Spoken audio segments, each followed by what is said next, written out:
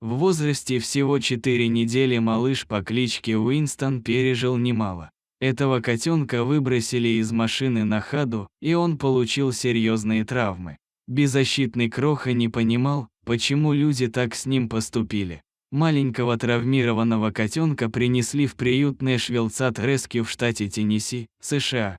4-недельный малыш по кличке Уинстон получил травмы лапок и не понимал, почему с ним так поступили, но не терял веры в людей. К сожалению, без хирургического вмешательства было не обойтись. Сотрудники наложили на лапки малыша гипсы и начали готовить к операции.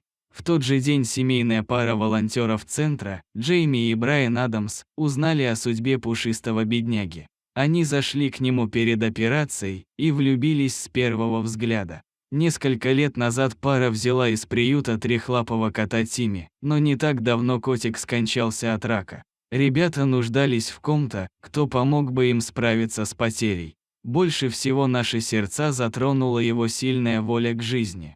А уже затем большие кошачьи глаза и взъерошенная шерстка, рассказывает Джейми.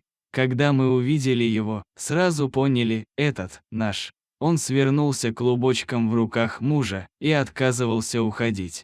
Малыш Уинстон героически пережил сложную операцию и через неделю отправился к своим опекунам. Котенок быстро обосновался в новом доме, однако, не все было так радостно. Через несколько дней у малыша воспалилась оперированная задняя лапка. Ребята отвезли кроху к ветеринарам.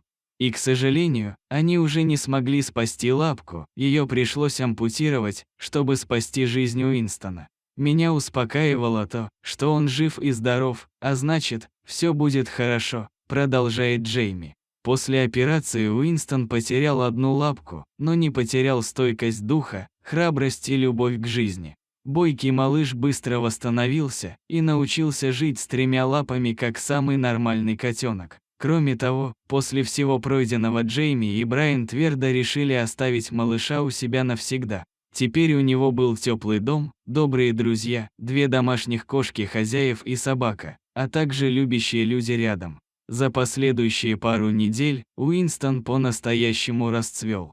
Да, он потерял лапку, но этот недостаток абсолютно не мешает ему жить полной жизнью и радоваться каждому дню. Он пережил 3 сложных операции, когда ему не было и месяца. Он как будто вернулся с того света. У него нет лапки, но это его не беспокоит, он носится как сумасшедший, говорит хозяйка. Сейчас у Уинстона прекрасное здоровье, и он счастлив рядом с новой семьей. Этот сильный мальчик определенно заслужил это счастье. Нам очень повезло, что Уинстон стал частью нашей семьи, говорит хозяйка.